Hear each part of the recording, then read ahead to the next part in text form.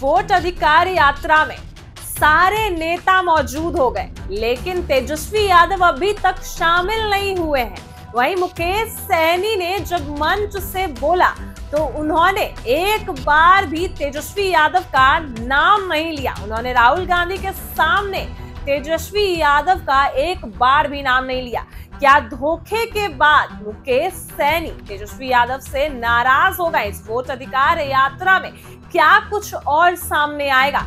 एक बार भी तेजस्वी यादव का नाम नहीं निकला मुकेश सहनी के मुंह से। मुकेश सहनी आदरणीय राहुल गांधी जी और कई बड़े नेता, कांग्रेस के सारे नेताओं का आधार प्रकट किया, लेकिन तेजस्वी यादव को लेकर एक शब्द भी नहीं कहा। एक बार सुनिए क्या कुछ कह रहे हैं मुकेश सहनी। अब अगले वक्ता के रूप में सम्मानित वीआईपी पार्टी के नेता सम्मानित मुकेश सहनी जी से आग्रह है कि आए और सभा को संबोधित करें। मुकेश सहनी जी।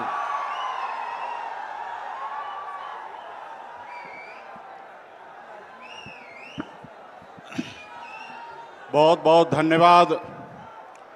आज वोट अधिकार यात्रा की इस महासभा में उपस्थित हमारे महानायक आदरणीय राहुल गांधी जी, कांग्रेस पार्टी के राष्ट्रीय अध्यक्ष मल्लिकार्जुन खड़गे साहब, इस कार्यक्रम में उपस्थित हमारे दीपंकर भट्टाचार्य जी, वेणुगोपाल जी और तमाम हमारे महागठबंधन के सभी वरिष्ठ नेतागण साथियों, और इस सभा में बड़े संख्या में माता बहन, नौजवान साथी, बुजुर्ग गार्जियन और मीडिया के साथी, सभी को सन ऑफ मल्ला मुकेश सहनी की नमस्कार। साथियों, ये जो यात्रा है ये लोकतंत्र बचाने का यात्रा है। हमें इस देश में लोकतंत्र बहाल करना है, ना ही कि हमें राजतंत्र बनाना है। साथियों, आज जिस तरीके से देश में वोट को चोरी कर और किस तरीके से सरकार बनाई जा रही है, ये पूरे बिहार के, हिंदुस्तान के सभी एक नागरिक को पता है। साथियों, बाबा साहब भीमराव अंबेडकर ने हमें जो वोट का अधिकार दिया है, पहले राजा महाराजा हुआ करता था, लेकिन बाबा साहब ने कहा कि अभी देश के नागरिक तय करेंगे कि देश के प्रधानमंत्री या राज्य का मुख्यमंत्री हो या वार्ड का सदस्य जो है अपने वोट पे बनेगा।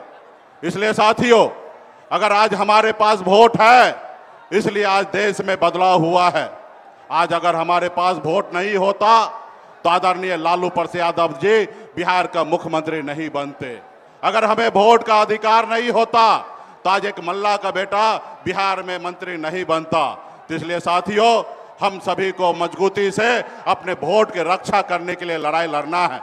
आज देखिए किस तरीके से हम जो लड़ाई लड़ रहे हैं वोट के अधिकार के लिए, इस देश में जिनको काम करना चाहिए, जैसे आज देखिए इस देश के चलाने के लिए सरकार का जरूरी है, उसी तरीके से विपक्ष की जरूरी है साथियों, देश को आगे बढ़ाने के लिए। लेकिन इसी समय में आप देखिए हम लोग अधिकार के लिए लड़ाई लड़ रहे हैं, लेकिन आपने देखा कि किस तरीके से चुनाव आयोग आज किस तरीके से हम सबसे लड़ाई लड़ रहा है, जबकि उनके पास एक जवाबदेही है, एक दायित्व है कि देश में फेयर चुनाव कराने का।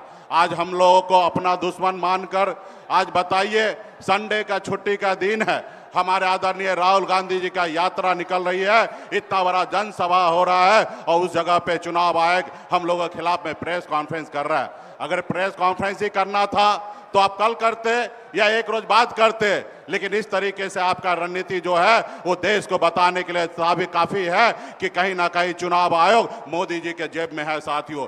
लेकिन आप सब जानते हैं कि जनता के पावर के सामने में बड़ा से बड़ा चट्टानी जो ताकत जो है वो चूर चूर हुआ है। तो इसलिए बिहार में बदलाव होगा और बिहार में महागठबंधन का सरकार होगा और आने वाला समय में गरीब, पिछड़ा, किसान, दलित, सभी वर्ग, सभी जाति धर्म के लिए हम लोग काम करेंगे। तो हमारे जितने भी यहाँ पे पार्टी के जितने भी नेतागण आए हैं, आप सभी से आग्रह है कि आप लोग एक एक गांव में, एक एक टोला में जाइए और सारा चीज हम लोगों के आदरणीय राहुल गांधी जी का संदेश गांव गांव तक पहुंचाइए। और ये यात्रा जो 1 तारीख तक चल रही है, मजबूती से पूरे बिहार में पार्टी के नेता मजबूती से लगे रहिए।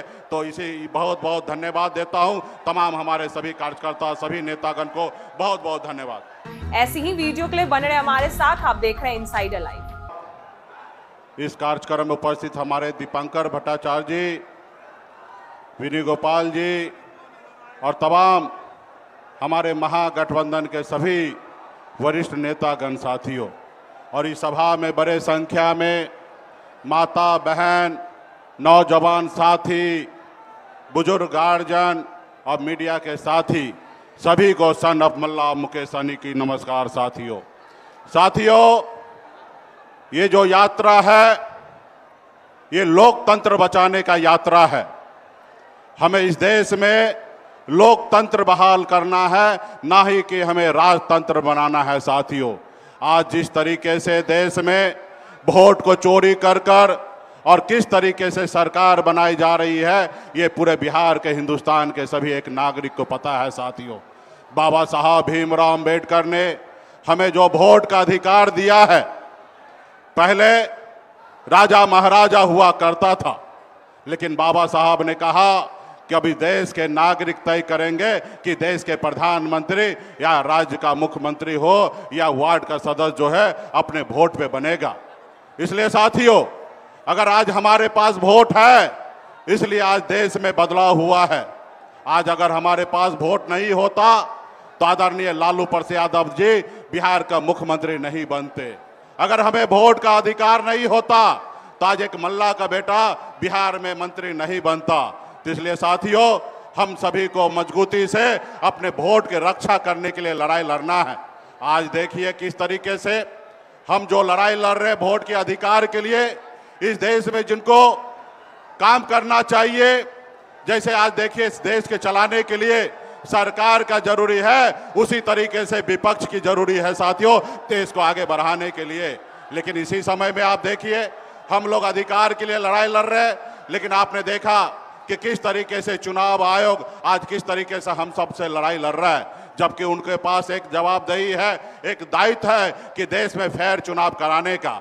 आज हम लोगों को अपना दुश्मन मानकर, आज बताइए संडे का छुट्टी का दिन है, हमारे आदरणीय राहुल गांधी जी का यात्रा निकल रही है, इतना बड़ा जनसभा हो रहा है और उस जगह पे चुनाव आयोग हम लोगों के खिलाफ में प्रेस कॉन्फ्रेंस कर रहा है। अगर प्रेस कॉन्फ्रेंस ही करना था तो आप कल करते या एक रोज बाद करते, लेकिन इस तरीके से आपका रणनीति जो है वो देश को बताने के लिए काफी है कि कहीं ना कहीं चुनाव आयोग मोदी जी के जेब में है साथियों।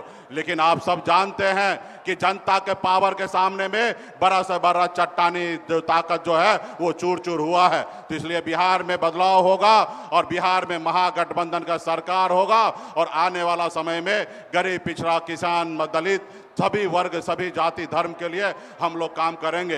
तो हमारे जितने भी यहाँ पे पार्टी के जितने भी नेतागण आए हैं, आप सभी से आग्रह है कि आप लोग एक एक गांव में, एक एक टोला में जाइए और सारा चीज हम लोगों के आदरणीय राहुल गांधी जी का संदेश गांव गांव तक पहुंचाइए। और ये यात्रा जो 1 तारीख तक चल रही है, मजबूती से पूरे बिहार में पार्टी के नेता मजबूती से लगे रहिए।